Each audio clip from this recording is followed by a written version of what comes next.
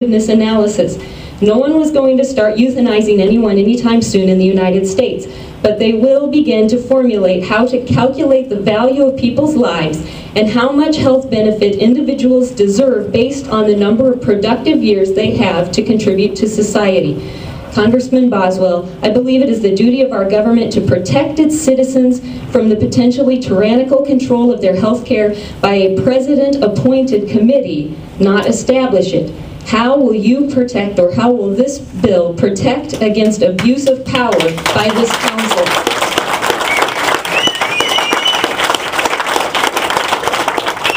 Well, first off, you brought some information. Will you share it? Can I?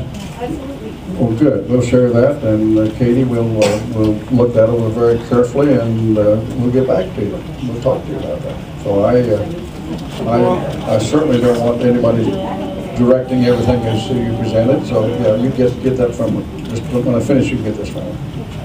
And so we'll certainly take that consideration. Like I say, we got 3 bills in the House, and now during this month of August, they're going to be trying to bring them together. Actually, the one that came out of Commerce the last day of July, they're going to have to meet again because I think they voted the bill out, but the understanding they're going to meet the first thing when they go back, and they got 16 amendments to work with. So we don't have a final document on this at all. I think some of you have assumed that. So will you work to I'm going to look at this very carefully. I'm going to look at this very carefully, and we're going to get back to you. The question back here, Congressman. Okay, I lost you. Where are you? Back here, sir. Yes, I was wondering when we amended the Constitution to give the federal government the power to provide health care for its citizens. What do you call Medicare? It's called social. Well, a couple of things happened as far as the federal government getting involved in our lives in that, I think, in the sense you're talking about. One was called Social Security, and nobody tells me that's bad. And then I would. Yes, it is. You take my money, I'm not going to get any of it. I guess maybe I can rephrase that. Maybe they don't want it when they become eligible to do it.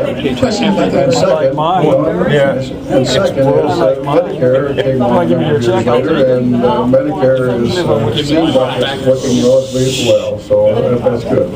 Alexis. My name is Bruce Rhodes. I'm a constituent from Brooklyn. Before I came here, I Google searched the word socialism, and very quickly, political theory advocating state ownership of industry or economic systems based on state ownership of capital. When I look at TARP, and when I look at the cap and trade that just came down, and now I look at this health care proposal, how is that not socialism? Well, I don't believe it is, and neither do I. Yes, it is socialism. The Medicare socialism. Next question, please. Hi, Congressman Boswell. I'll be praying for your grandson. I'm Zeb Graham from Toledo, and I came here today because it doesn't seem enough that I call your office twice a week. I was born with severe asthma since birth. I've had my share of medical problems with the system, problems with insurance, and I'm here today because I'm in 100% opposition to this plan. We cannot talk about health care until we talk about the role of the federal government. Any politician in D.C., it seems that there's no failed government program, just underfunded. Well, you guys are out of our money. Our current national debt is over $11.6 trillion. You talk about Social Security. Our unfunded liabilities for Social Security are quickly approaching $100 trillion. That is the biggest Ponzi scheme in America right now. Yes. Sir, you took an oath to uphold and protect the Constitution. The Constitution gives the federal government 17 enumerated rights. 17. People don't have the right for health care, and the federal government doesn't have the right to put it on us.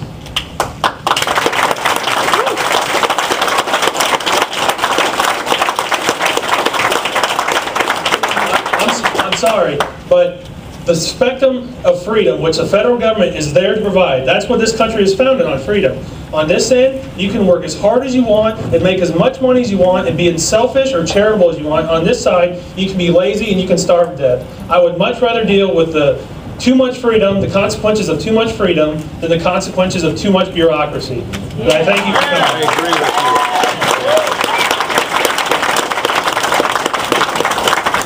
I guess there was a time in my life when I thought that the government was a little bit heavy in my life, and I got my letter of greetings, you've been drafted into the United States Army.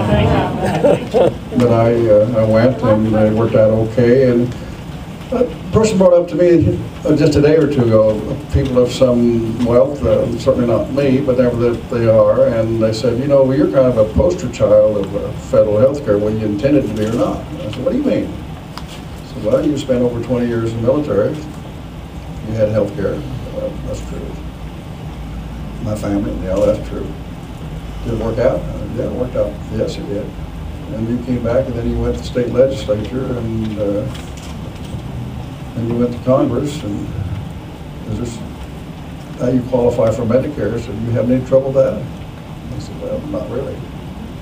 But the government, and she said, well, the government's running that, so what's wrong with it? And I said, well, I guess I never thought about it in that light. I can't find any fault with it. There's things that I disagree with once in a while, but as we do with anything, but it's working out pretty good. Alexis, please. Okay, Jay Swanstrom from Kyoto, Iowa, here in Keokuk County. I've spent the better part of 3 days, and I've got through 460-some pages of the bill. And I would like to think I'm fairly well educated. I got a DVM degree, I've got an engineering degree, and when I read through it, I didn't have enough time to go through all the different sections that it was going to amend at the time. But the one thing I could see was that about 95 or 99% of it wasn't actually written down. It's to be determined by the Secretary of Health. Here we are going to vote on something that's going to start entitlement program for the, I mean, like Social Security was a good thing. And it would be great if it was actually funded. I've been paying it for, pretty close to 40-some years now. I started long before I was 10 because of income I was making as a young 4-H'er. But by the time I get to 65, in 2025, it's already said it's going to be, you know, it's unfunded, unreasonable to keep going. Medicare you brought up as being a good thing. It's actually going to go, and they've redesigned it several times. Let's have a little dialogue, and you just keep the mic. Okay. Yeah. Well,